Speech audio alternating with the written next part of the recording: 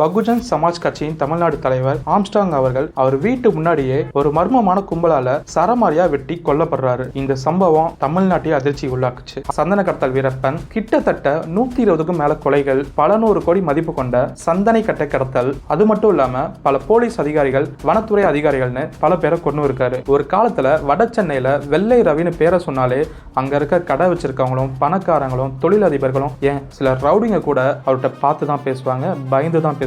Police என்ன சொல்லியிருக்காங்கன்னா வெங்கடேசன் பண்ணையார சரணடைய சொல்லியிருக்காங்க. ஆனால் வெங்கடேசன் பண்ணையார் போலீஸ் சொன்னதை கொஞ்சம் கூட காதுல வாங்காம அதுக்கு பதிலா அவர்கிட்ட இருக்க துப்பாக்கி வச்சு போலீஸ் மேலேயே அட்டாக் பண்ணியிருக்காரு. ஒரு காலத்துல தமிழ்நாட்டுல என்கவுண்டர்னு சொன்னாலே மக்கள் ரெண்டு விதமா பேசுவாங்க. சிலர் இது சரியான தண்டனைன்னு சொல்லுவாங்க, இன்னும் சிலர் இது சட்டத்துக்கு எதிரானதுன்னு கேள்வி எழுப்புவாங்க. தமிழ்நாட்டில் நடந்த எல்லா என்கவுண்டர்களும் ஒரே மாதிரி கிடையாது. சில சம்பவங்கள்ல போலீஸ் தரப்பு செல்ஃப் டிஃபென்ஸ்னு சொல்லியிருக்காங்க. அதனால மனித உரிமை அமைப்புகள், நீதிமன்றங்கள், வழக்கறிஞர்னு பல பேர் கேள்வி எழுப்புனாங்க. ஸோ இந்த வீடியோல தமிழ்நாட்டில் அதிகம் பேசப்பட்ட முக்கியமான என்கவுண்டர்களை பத்தி தான் பார்க்க போறோம். வாங்க.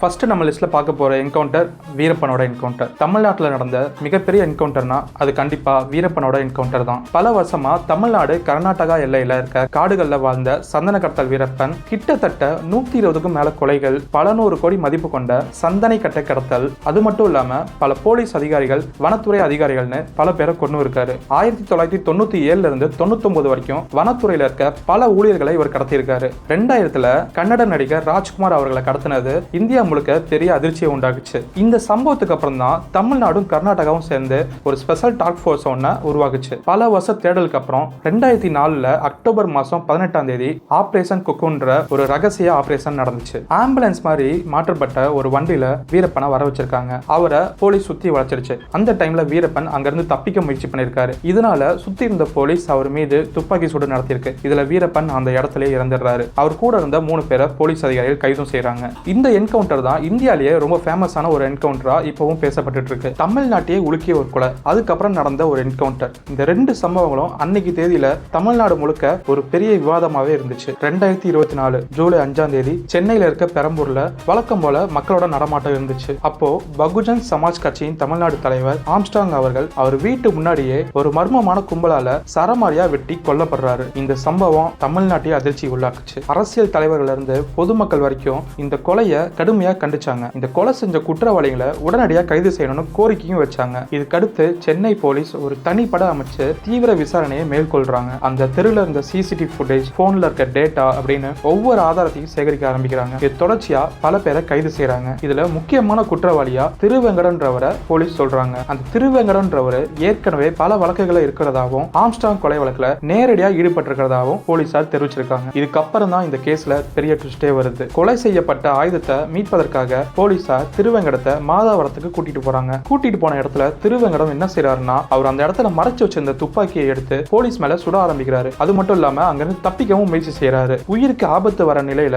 போலீஸ்ங்க வேற வழி இல்லாம தன்னோட துப்பாக்கி எடுத்து திருவெங்கடத்தை நோக்கி சுடுறாங்க. திருவெங்கடம் அந்த இடத்துல உயிரிழந்துடுறாரு. ஆனா இந்த கதை இதோட முடியல. இந்த என்கவுண்டர் நடந்த அடுத்த நிமிஷத்துல இருந்தே ஒரு பெரிய கேள்வி எழுந்துச்சு. இது உண்மையாலுமே தற்காப்புக்காக நடந்த என்கவுண்டரா இல்லையா? இந்த ஒரு கேள்வி இன்னைக்கு வரைக்கும் விடை தெரியாம வெறும் விவாதமாவே இருந்து வருது. அடுத்ததா நம்ம பார்க்க போறது அயோத்தி குப்பம் வீரமணியோட என்கவுண்டர். சென்னையே ஒரு காலத்துல நடுங்க வச்ச ஒரு ரவுடி இவர். போலீஸ் கூட இவர் கிட்ட நெருங்க பயப்படுவாங்க. ஆனா பட்ட பகல நடந்த சில நொடி சம்பவம் அவனோட கதைக்கே முடிவு கட்டிருச்சு. சென்னையில இருக்க அயோத்தி குப்பத்தை சேர்ந்த வீரமணி ஒரு காலத்துல ரொம்ப ஃபேமஸான ரவுடியா இருந்ததா போலீஸ் சொல்றாங்க. அவர் என்ன பண்ணிட்டு இருந்திருக்காருன்னா கொலை, கொள்ளை, ஆள் கடத்தல், கட்ட பஞ்சாயத்துன்னு பல குற்றச்செயல்கள்ல ஈடுபட்டிருக்காரு. இதனால போலீஸ் அவரை ரொம்ப நாளாவே தேடிட்டு வந்துட்டு இருக்காங்க. அந்த ஏரியால அவரோட பேரை கேட்டாலே பல பேர் பயந்துட்டு இருந்தாங்க.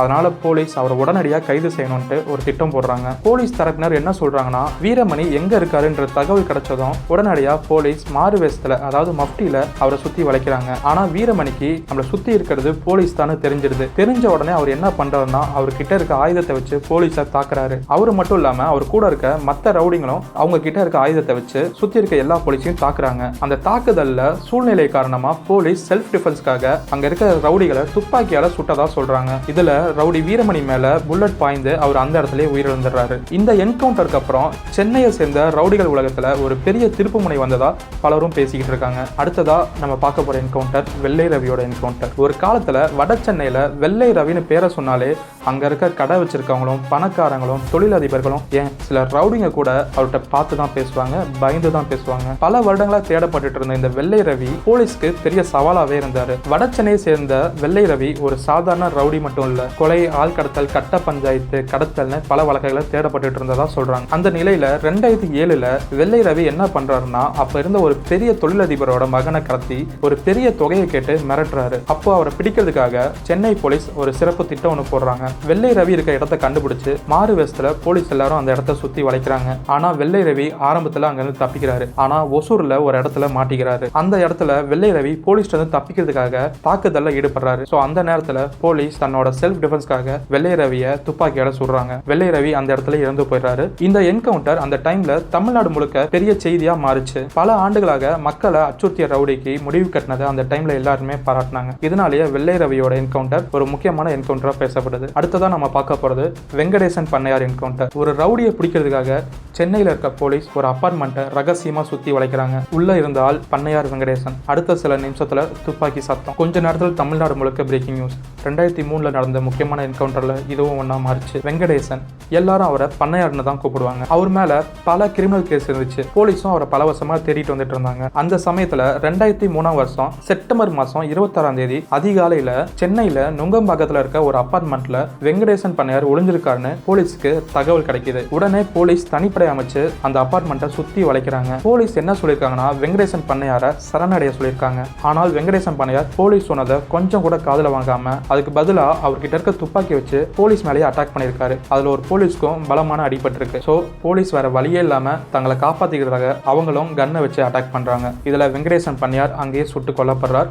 அவர் கூட இருந்த இருவரை போலீஸ் கைது செய்யறாங்க. ஆனா இதுக்கப்புறம் தான் பெரிய பரபரப்பே ஆரம்பிச்சிச்சு. பண்ணையாரோட குடும்பத்தினர் இது உண்மையான என்கவுண்டர் இல்ல, இதை முழுசா விசாரிக்கணும்னு கோரிக்கை வைக்கிறாங்க. அது மட்டும் இல்லாம இன்னும் சில சமூக அமைப்புகளும் இதே கோரிக்கையை முன் வைக்கிறாங்க. இதனால இந்த சம்பவம் அந்த சமயத்துல அரசியல் ரீதியாகவும் சட்ட ரீதியாகவும் அதிகமா பேசப்பட்டுச்சு. இதுக்கப்புறம் இந்த என்கவுண்டரை விசாரிக்க அரசு ஒரு தனி விசாரணை கமிஷனும் அமைச்சது. அதனாலதான் வெங்கடேசன் பண்ணையாரோட என்கவுண்டர் தமிழ்நாட்டுல இன்னும் அதிகம் பேசப்பட்டு இருக்க ஒரு என்கவுண்டரா இருக்கு. ஓகே, கன்க்ளூஷனுக்கு போயிடலாம். ஒரு என்கவுண்டர் நடந்தா உடனே சோசியல் மீடியா ரெண்டு பக்கமா பிரிஞ்சிடும். ஒரு பக்கம் சரியா பண்ணிருக்காங்கன்னு பாராட்டுறாங்க, இன்னொரு பக்கம் இது சரியில்லைன்னு கேள்வி எழுப்புறாங்க. அப்ப யாரோட கருத்து சரி? என்கவுண்டருக்கு ஆதரவா பேசுறவங்க என்ன சொல்றாங்கன்னா, பல பெரிய ரவுடிங்க மேல வழக்கு போனா அந்த கேஸ் பல வருஷம் கோர்ட்ல இழுத்துட்டே போகும். அதுக்குள்ள அவங்க எத்தனை பேரை கொல்லுவாங்க, எத்தனை பேர் அவங்களால பாதிப்படைவாங்கன்னு சொல்லவே முடியாது. அதனால போலீஸ் இந்த மாதிரி ரவுடிகளை என்கவுண்டர் பண்றது நல்ல விஷயம் தான். இதனால குற்றமும் குறையும், குற்றம் பண்றவங்களுக்கு பயமும் வரும் அப்படின்னு சொல்றாங்க. ஆனா இதுக்கு எதிராக பேசுற மனித உரிமை அமைப்புகள் என்ன சொல்றாங்கன்னா, ஒருத்தர் எவ்வளவு பெரிய குற்றம் பண்ணியிருந்தாலும்